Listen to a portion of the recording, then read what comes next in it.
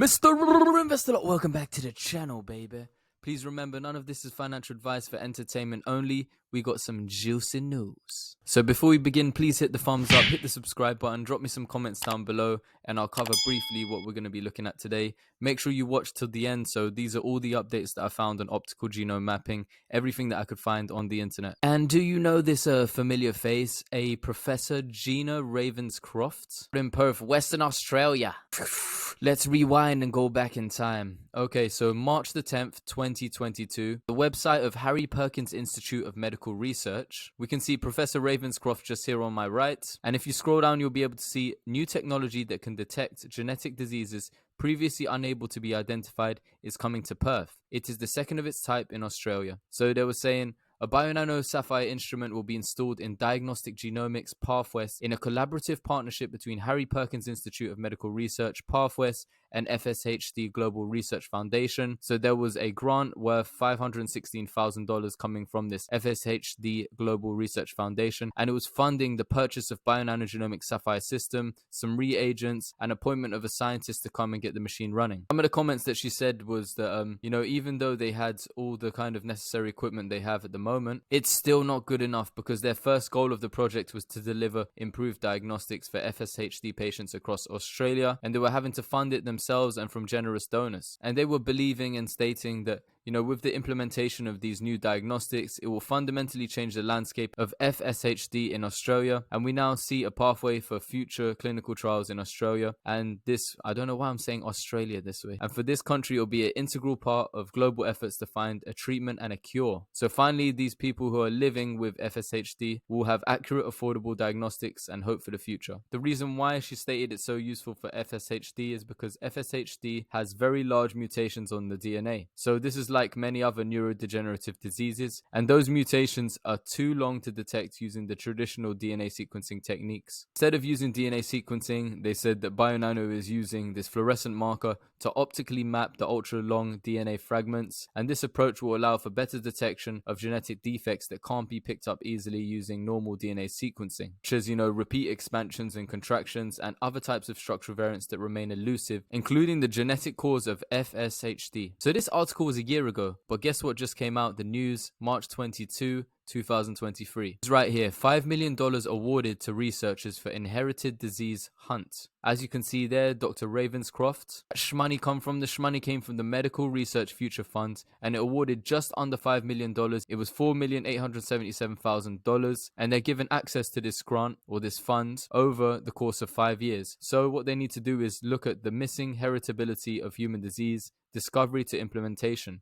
So they're stating blood cancers, intellectual disability, cerebral palsy, repeated miscarriages, and neuromuscular diseases. And these were some of the comments that Professor Gina Ravenscroft has given. Over why women have repeated miscarriages, why some people have autism or cerebral palsy, or a range of muscle weakening diseases. Despite the success of genetic analysis over the past 10 years, the majority of rare disease patients do not have a diagnosis, and with no accurate genetic cause, treatments cannot be designed and tested. So the issue that they have, it lies in the need for new technologies. Current testing regimes are limited to short read sequencing technologies, meaning a significant amount of genetic information is not being collected for these patients. So this statement here was nice.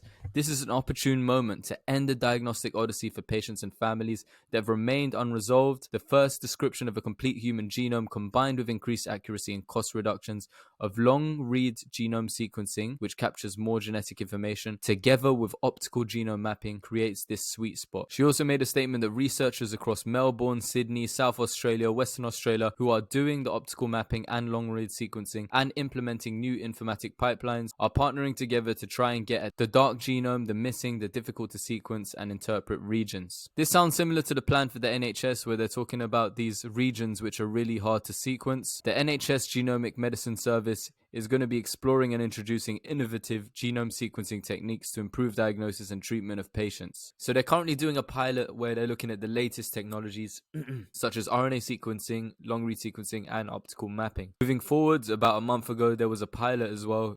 I think this is in South Africa or somewhere in Africa. Optical genome mapping for hematological neoplasms and rare disease. Plus Clinical Laboratories on LinkedIn. It's a rebrand of Indelo Biogenetics Lab. Moving forward here, we can see the optical genome mapping was was used by the American Society of Hematology. To validate the genome mapping, we performed optical genome mapping, which analyzes DNA molecules up to megabases in size. Moving forward, looking at precedence research, they were looking at the total market for clinical laboratory tests. So this whole market, they said that in 2022 it reached 106.7 billion US dollars, but it's projected to surpass that by around 272.6 billion dollars in 2032. And if you scroll down through this article as well, you can see they're talking about the adoption and advancement of data management, informatics, and solutions. The market expansion is here and it's going to continue to grow, they believe, by a compounded annual growth rate of nearly 10%. They stated who they believe the market leaders are as well. So if we scroll down all the way to the bottom, you're going to see that they believe it's Quest Diagnostics,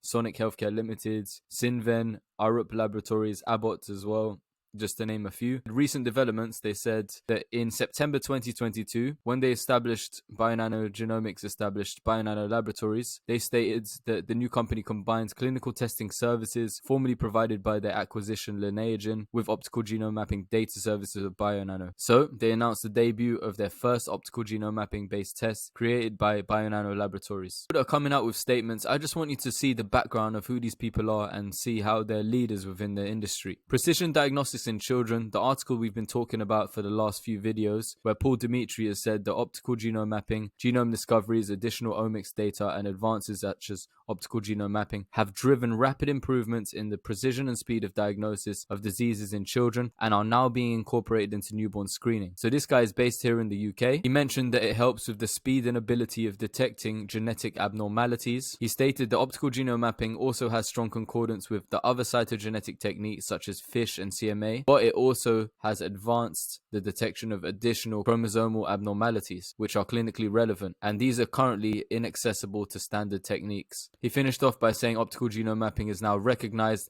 as a key genomic technology capable of detecting all classes of structural variants in many disorders, and he believes undoubtedly it's going to improve the speed and accuracy of diagnosis in rare disorders in children, increase the detection rate and cytogenetic resolution in terms of ALL, which is acute lymphoblastic leukemia. It reduced the turnaround times, it saves money as well, so it's cost savings, and it also has been applied to other areas of pediatrics to improve diagnostic yields in neurodevelopmental diseases, myotonic dystrophy, disorders of sex development, and it has the potential for widespread application for prenatal diagnostic testing. So, given the extended capabilities of optical genome mapping, many undiagnosed conditions for children will be elucidated using this new technique and other future developments as we enter an era of next generation cytogenetics. This guy said all of this fanciful stuff great about optical genome mapping, but why does his words mean anything to us? Who is this guy? He is Professor Paul Dimitri. He's the VP for Science and Research. If we go to the Royal College of Pediatrics and Child's Health, you can see here Professor Paul Dimitri, the VP for Science and Research. The Royal College of Pediatrics and Child Health is actually like a governing body. It's like a professional body here for pediatrics in the United Kingdom. It provides a lot of support to them. They have around about 20,000, 21,000 professionals. It's a membership body that supports these pediatricians in the UK and around the world. Founded in 1996, and this guy's the VP of it. He also works at a hospital up north in Sheffield Children's NHS Foundation Trust. He's a professor of child health, consultant in pediatric endocrinology, and a director of research and innovation. So this guy's the real deal, you know. He has a lot of qualifications and he's important. Paul is currently leading the National Institute of Health Research, National Children's Specialty Leads, and he's the director of the NIHR Children and Young People MedTech Cooperative, also the clinical director for National Technology Innovation Transforming Health Network. So he's managed to secure and push his networks and leverage around £15 million to ensure that children and young people receive the best and most advanced healthcare. That's his goal. He wants the adoption of technology to improve children's health. He's committed to not only increasing funding for pediatrics for research, but also have wider research support, opportunities for pediatric trainees and consultants. And he wants to drive the technology, you know, the development of this technology to help with children's healthcare. And he wants to ensure that, you know, pediatric science and research is prioritized by national funding bodies. So secure that moolah. I'm losing my voice slowly, but I'm going to try and get through all the tabs we have today. Also, Dean Health Plan over in, I believe is it Minnesota? Minnesota or Wisconsin, somewhere like that. Dean Health Plan. I think it's an insurance company, a health insurance company. They were talking about genetic tests that require prior authorization. You can see Invitae here, PerkinElmer tests, but also Praxis Genomics, one of the partners for bionano genomics. They've combined whole genome sequencing and optical genome mapping there. Interesting as well to see who owns part of this Dean Medical Group, this Dean Healthcare, Dean Health Plan. It's Minnesota-based Medica, who paid $232 million to own 55% of that company. Over in Greece, let's take a look here. We have Eleni Katsoni, and she was talking also,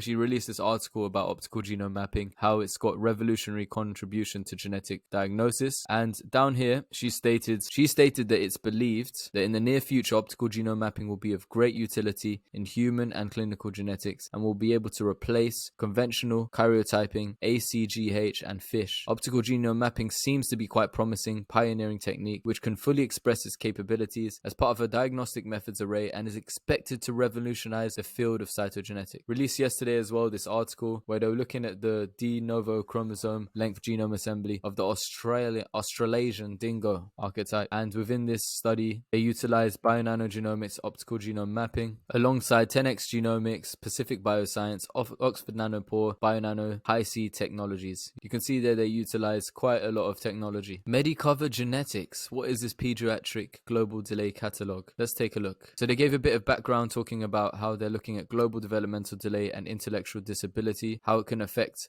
up to 3% of children. They stated that they have, this next generation sequencing technology, microbiome sequencing. They also offer a complete in-house and tailor-made portfolio produced in their laboratories in Germany and offered internationally. They are the sole testing site in Europe for bionano genomics, Sapphire technology, the third generation optical mapping solution, which resolves large-scale structural variants currently missed by next generation sequencing. So about to be some presentations in Korea. It's on the 30th of March to the 1st of April 2023.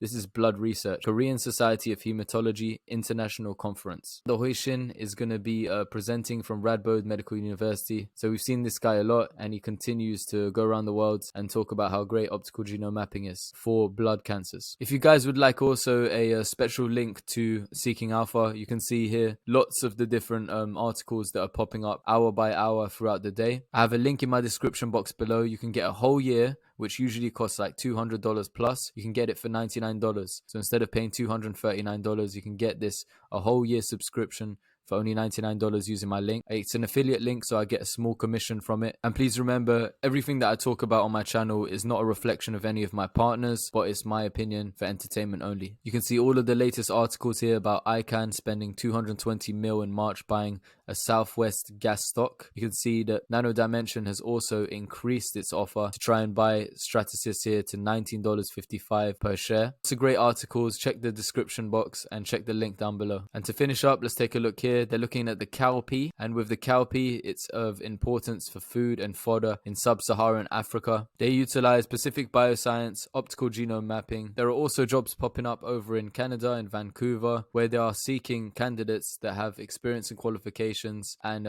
can be expected to utilize FISH, karyotyping, optical genome mapping, as well as next generation sequencing. In this article, lots of these researchers have banded together from Maryland at the Center of Cancer Research, National Cancer Institute, and they were looking at small cell lung cancer, and they utilize whole genome sequencing, long range optical mapping. You can see it's really useful in research at the moment. In Arizona, they're working together with people in Saudi Arabia, and they are utilizing optical genome mapping once again to look at the structure of Asian rice. Finally, at McGill University, this inversion, a complex inversion affecting F8 in a family with severe hemophilia A by optical genome mapping. Tell me if you like these updates. I wish you guys a very lovely week ahead. I wish you a lovely weekend too. I'll try and find some more information on bionano genomics and optical genome mapping. At the moment, I'm just training for my fight. So I'm doing like a charity boxing event soon, and I'm getting really fit for it. I've been sparring. Hopefully I'll come back with the W, and I want to put on a good performance for all of my friends and family who come to watch. But yeah, wishing you guys all the best. I hope you have a lovely day. And please remember, none of this is financial advice for entertainment only. I bought another 1.1k shares. So I've got 52.1k shares at the moment of BNGO. And I'm waiting to see what's going to happen in terms of, you know, how are they going to raise funds creatively? How are they going to raise capital? How much dilution is coming for us, you know, with the ATM facility, and then maybe having to reverse split as well and further dilution to make the plan work out. But once the plan works out, I want to see how much revenue are we going to create? How much cash are we going to be burning? And how long will it be until we become profitable? How long is it going to be until another company can see the potential of bionano genomics and offers, you know, a buyout and acquisition? Anyways, my voice is getting sore. Wishing you guys all the best, and I'll catch you